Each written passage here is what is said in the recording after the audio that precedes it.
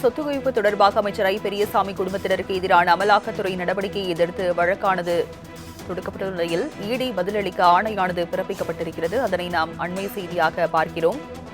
விவரங்களை செய்தியாளர் கிருஷ்ணமூர்த்தி வழங்க கேட்கலாம். கிருஷ்ணமூர்த்தி, அமலாக்கத்துறைக்கு உயர்நீதிமன்றம் என்ன உத்தரவு பிறப்பித்திருக்கிறது? வணக்கம்.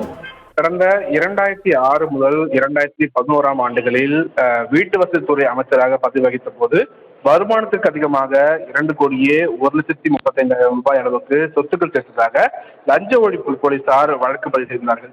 இந்த வழக்கில் அவரது மனைவி சுசீலா, மகன்கள் செந்தில்குமார், அபு ஆகியோர் மீது குற்றம் சாட்டப்பட்டிருந்தது. இந்த வழக்கில் இருந்து அமைச்சர் உள்ளிட்டோரை விடுவித்து திண்டுக்கல் நீதிமன்றம் பிறப்பித்த உத்தரவை சென்னை உயர்நீதிமன்றம் கடந்த ஏப்ரல் 28ஆம் தேதி ரத்து செய்து உத்தரவிட்டது.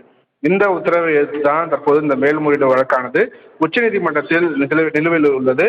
இந்த நிலையில் இந்த விவகாரத்தில் சட்டவிரோத பண பரிமாற்ற தடை சட்டத்தின் கீழ் வழக்கு பதிவு செய்த அமலாக்கத்துறை அமைச்சர் பெரியசாமி, அவரது மகனும் பழனி தொகுதி திமுக எம்எல்ஏவுமான செந்தில்குமார், மகள் இந்திரா உள்ளிட்டோரின் வீடுகள் மற்றும் அமைச்சர் எம்எல்ஏ அலுவலகங்களில் கடந்த ஆகஸ்ட் மாதம் சோதனை நடத்தப்பட்டிருந்தது.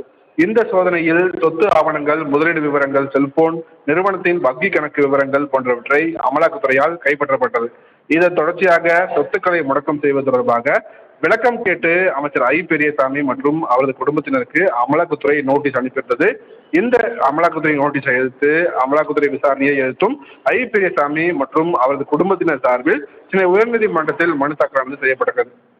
இந்த மனு இன்று தினம் தலைமை நீதிபதி எம் ஸ்ரீவத்சவா மற்றும் நீதிபதி ஜி அருள்முருகன் அடங்கிய அமர்வு முன்பாக விசாரணைக்கு வந்தபோது அமைச்சர் ஐ பெரியசாமிக்கு எதிரான சொத்து குவிப்பு வழக்கின் விசாரணைக்கு உச்ச நீதிமன்றம் தடை விதித்துள்ளதால் அமலாக்கத்துறை விசாரணைக்கு தடை விதிக்க வேண்டும் எனவும், இந்த மனுவை தாக்கல் செய்த பின் நாளை விசாரணைக்கு ஆஜராக கோரி அமலாக்கத்துறை சம்மன் அனுப்பியுள்ளது என அமைச்சர் தரப்பில் ஆஜரான மூத்த வழக்கறிஞர் ஜான் சத்யன் வாதங்கள் வைத்தார்.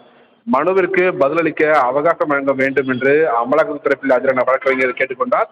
இருதரப்பு வாதங்களும் கேட்ட தலைமை நீதிபதி அமர்வு ஜனவரி 5ஆம் தேதிக்குள் இந்த மனுவிற்கு பதிலளிக்கும்படி அமலாக்கத்துறைக்கு உத்தரவிட்டு வழக்கின் விசாரணையும் தள்ளி வைத்திருக்கிறார்கள். ராஜலட்சுமி.